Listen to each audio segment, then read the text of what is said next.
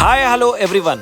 ఈ సండే మన డెక్కన్ దగ్గర వచ్చిన ఈ టూనా ఫిష్ ని ఒక లుక్ వేసేద్దాం రండి. ముందుగా మన డెక్కన్ ఓనర్ గారైన ఇమ్రాన్ గారు తర్వాత ఇక్బాల్ గారు అయితే చూడండి, ఇద్దరు ఎంత కష్టపడి దాన్ని అయితే కింద దింపారో.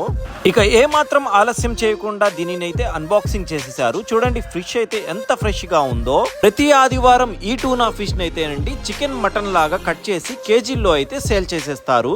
ఇప్పుడు ఈ టూనా ఫిష్ ని అయితే కాటా పెట్టడానికి తెచ్చేశారు. ఈ ప్రతి ఆదివారం వీళ్ళకైతే ఇది సాంప్రదాయం అనుకుంటా.